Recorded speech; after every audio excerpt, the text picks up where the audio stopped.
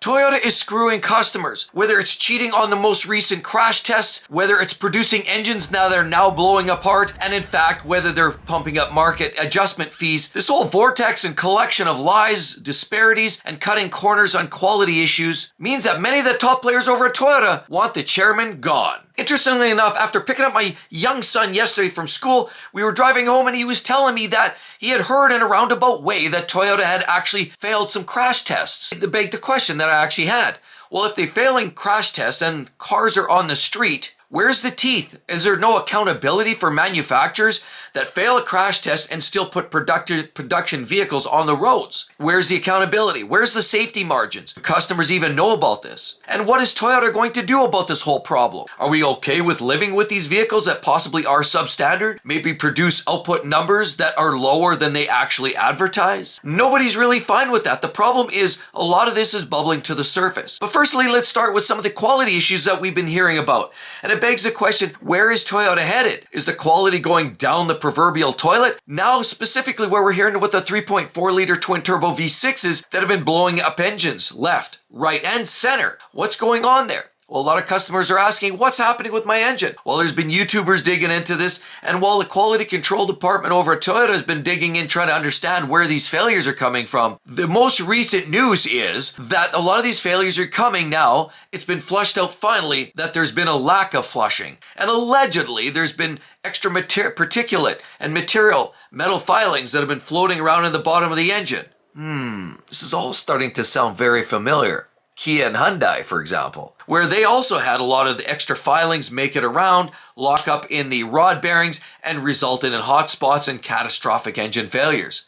Now, Toyota has experienced that as well in this latest 3.4 liter V6 engine that they're putting in a host of different Toyota engines, models, as well as Lexus products like the new GX, as well as the LX series and Toyota's Tundra. So all these quality challenges now that we're hearing about are leaving customers wondering, can we trust the Toyota that we once knew and loved? I mean, you think about historically, Toyota created some of the most reliable, longest lasting drivetrains.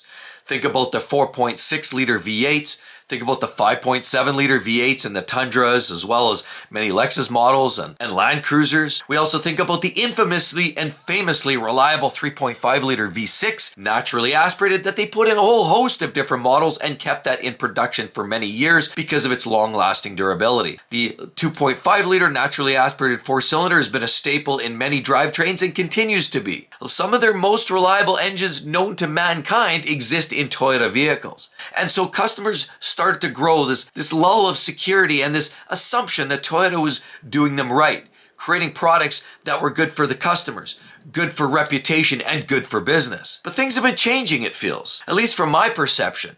It feels as though some of the qualities are going down. You know, I've looked at some of the late model Toyotas. You open a door and you feel sharp edges where you shouldn't. They're touch points.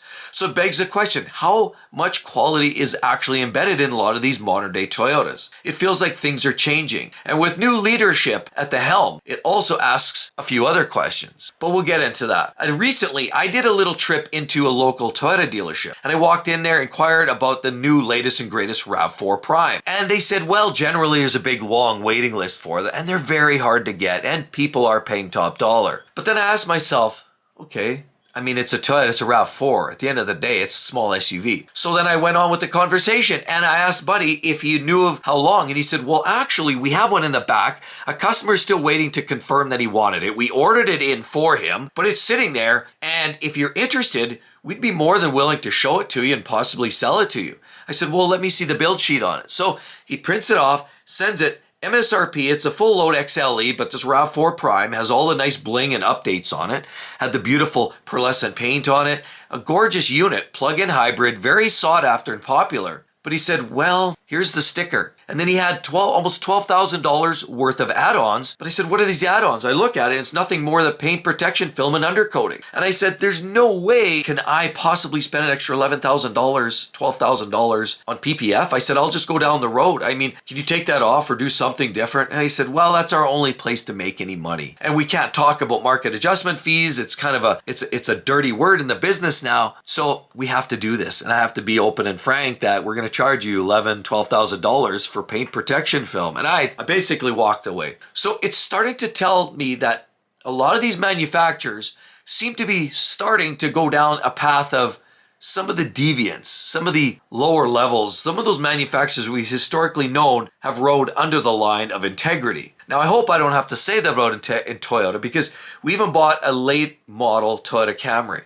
We had total faith, trust, as a lot of you guys, faith and trust that Toyota is going to create a product that's reliable, full of integrity, that customers are treated with respect, and we don't have to worry about anything wrong with that car. But it feels as though things have been changed. It feels like we've been slighted slightly. And so I want to talk about what's actually happening here in the latest conversation with Toyota, and about how they're cheating many of their tests, their crash tests, their performance tests. Let's talk about that. So allegedly, there's irregularities in some test data when submitted by Suzuki, Honda, Mazda, Toyota. And some of these automakers were found to have submitted incorrect data, and in some cases, manipulated test data. So the ministry ordered Toyota, Mazda, and Yamaha to actually suspend shipment of certain models. And they fully plan on conducting a full inspection in Toyota's central Aichi prefecture headquarters. So this latest storyline actually evolves from some requests in late January to investigate some certification applications following a safety test scandal at Toyota Daihatsu's compact car unit that emerged last year. And on top of this, Monday's developments are actually suggesting that there's going to be a heightened focus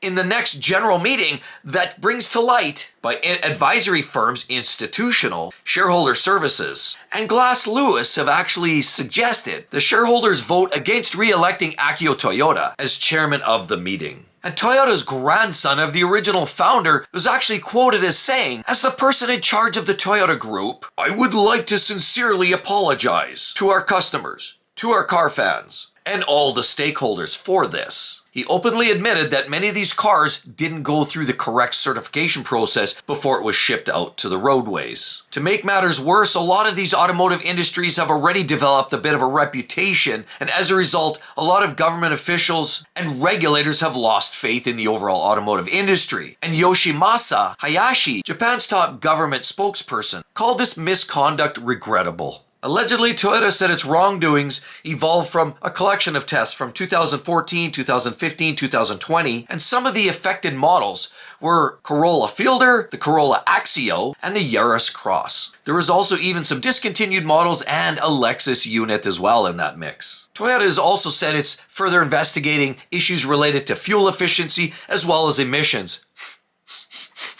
Starting to smell a little Dieselgate around here. Toyota said there was really no performance issues and no real need to stop driving the cars, but it begs the question, let's make sure these vehicles are safe.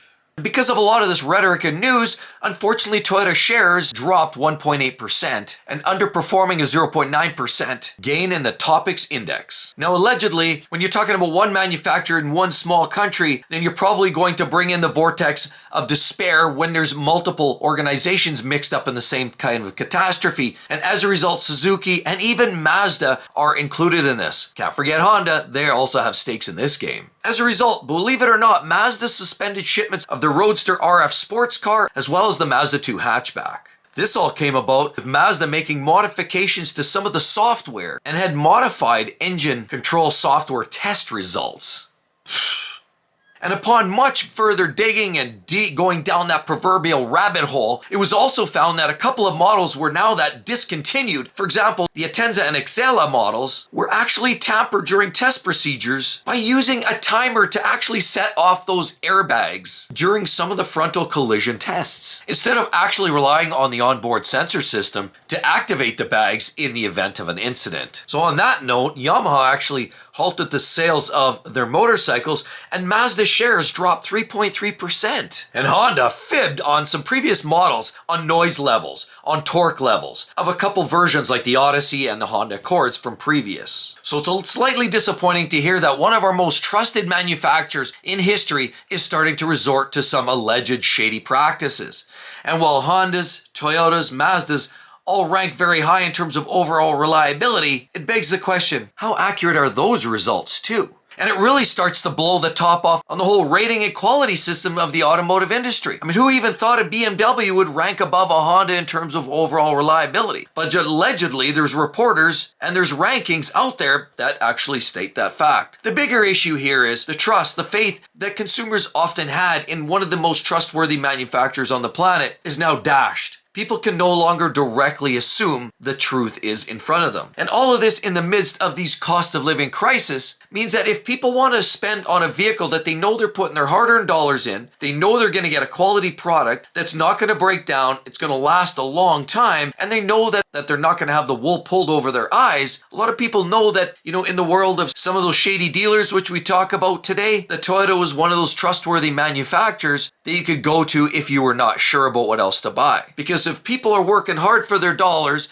they want to trust where they're putting their money because they don't have a lot of it. And now some of those long-standing assumptions are dashed. It simply means that you, me, the buyer, have to do an inordinate amount of research, inspection, studying, understanding the cars, the history, where they're going, the technology on board of any of these vehicles, because we're in a position now where we have to look out for number one. That's us. We have to take care of ourselves, make sure we're well researched, because we can't always trust what every one of these manufacturers is telling us. So it's bad enough with the rising cost of inflation, interest rates, cost of living crisis is real.